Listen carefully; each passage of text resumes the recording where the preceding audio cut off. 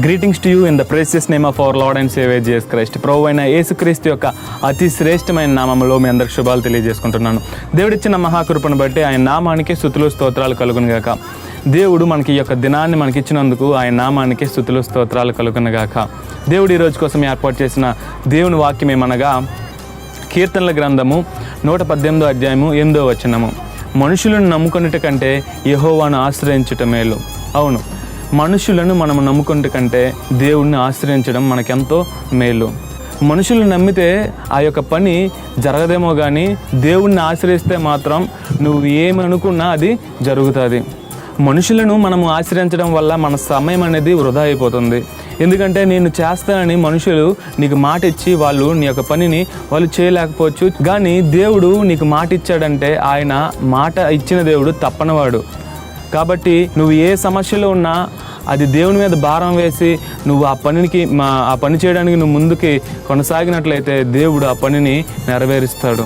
ఒక చిన్న విషయం కోసం ఒక మనిషి మీద ఆధారపడితే వాళ్ళు నా మీద ఆధారపడ్డారనే చాలా గర్వంతో నీ ముందు ప్రవర్తిస్తారు. దేవుడు అలా ప్రవర్తించేవాడు కాదు. ఆయన సర్వాధికారి, సర్వశక్తిమంతుడు, యొక్క సర్వ సృష్టికి ఆయన అధికారం కలవాడు. ఆయన మీద మనం ఆధారపడితే ఆయన మనల్ని పోషించే దేవుడు, మనల్ని ఆదరించే దేవుడు, మన ప్రతి ఒక్క అవసరము ఆయన తీర్చే దేవుడు. మనం ఏ అవసరంలో ఉన్నామో లేదంటే ఏ స్థితిలో ఉన్నామో ఆ స్థితి నుంచి ఆయన తప్పించే దేవుడు. మనం ఎప్పుడైతే ఆధ్యాత్మికతలో ఎదుగుతామో లేదంటే ఎప్పుడైతే మనము స్పిరిచువల్గా మనం ముందుకు సాగుతామో మనుషుల మీద మనం ఆధారపడం. మనుషులు ఏదో చేస్తారని మనము వాళ్ళ మీద భారం వేయం. మనం ఎప్పుడైతే దేవుడి మీద ఆధారపడి ఏదైనా చేస్తామో దేవుడు దానిని ఆశీర్వదిస్తాడు, దేవుడు దాన్ని జరిగిస్తాడు. కాబట్టి మనుషులు ఎవరి మీద మనము ఆధారపడకూడదు.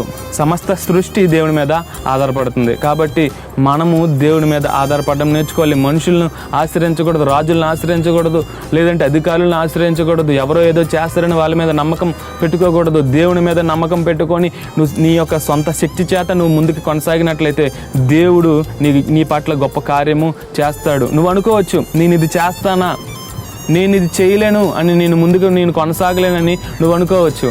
కానీ దేవునికి అసాధ్యమైనది ఏమీ లేదు. ఆయనకి సర్వము సాధ్యమే. మనకి అసాధ్యం కావచ్చు కానీ దేవుడికి అసాధ్యమైనది ఏమీ లేదు. కాబట్టి ఈ యొక్క వాక్యం మన జీవితం ఫలించలాగిన చిన్న ప్రార్థన చేసుకుందాం. పరిశుద్ధుడా, ప్రేమ కలిగిన దేవ, దయ కలిగిన తండ్రి, నీకే వేలాది వందనాలు, నీకే కోట్ల కొలది స్తోత్రాలు. ఆశ్చర్యకరుడు, అద్భుతకరుడా, ఈ యొక్క వాక్యం దేవ తండ్రి మా యొక్క జీవితంలో ఫలించలాగిన మీరు గొప్ప కార్యం చేయండి దేవ. నీకే స్తుతులు స్తోత్రాలు దేవ. మనుషులు ఎవరి మీద మేము ఆధారపడట్లేదయ్యా, మనుషులు ఎవరిని మేము ఆశ్రయించట్లేదయ్యా.